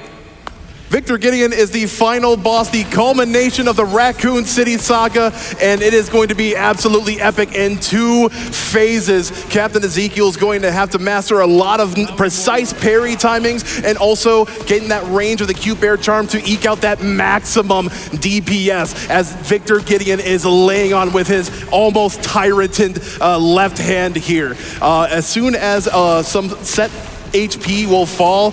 Victor Gideon is going to go pretty much like Super Saiyan 3. This will actually give us some time to go around and, sharpen up our hatchet for parrying and also get all the items and ammo that we need. And while he is doing this state, he'll take a little bit of reduced damage, but we need all of the damage that we can muster on him. And you can see him ascend to the next level of Super Saiyan as he is about to do his little ultimate attack. Ezekiel's going to have to go through out of that AoE or else he will get crushed. But if everything goes well with this next phase, Victor Gideon will try to go take out a rocket launcher and we'll try to make him drop that rocket launcher and use it against him, thus ending the phase 1 of the fight instantly. Let's see if he got it. All right, we got it. We have to get a safe distance away from that. But phase 1 is down and it just gets even more insane. This is the insanity difficulty, a distinct lineup for that double stack grenade, nice. Popping all of Really those nice. polyps. Very, very nice. And more polyps are going to, at the base, enter, but he is just laying on with explosive hand grenades, stacked grenades. This is supposed to be a hard fight, but CaptainEzekiel is just putting in that work, much like everybody here has been putting in the work, putting in those donations towards MSF. I love GDQ. I love being part of Zeke's runs because he is just making it absolutely effortless. There are a couple of more quick time sequences. You're gonna see him shadow of the Colossus his way up to Victor Gideon. And thus, when the final blow is, and that is time. That was excellent, Bobby. No, you're excellent, Zeke. How was that run of insanity, everybody? You folks had made this happen with your donations. You helped amp up this entire speedrun experience. Thank you folks in the audience and you watching at home. This has been incredible. Zeke? GG, man. Couldn't say it any better. Couldn't say it even close to as good. Once again, thank you so much for having me on. It is always truly an honor. And thank you to my friends on the couch and the friends in the audience, those who continue to support me, and just watching me go up here and die a lot. And you guys for donating money, keep helping, keep doing it. It's always an excellent thing. So thank you so much. It's always an honor. And obviously, trans lives, they matter. Woo!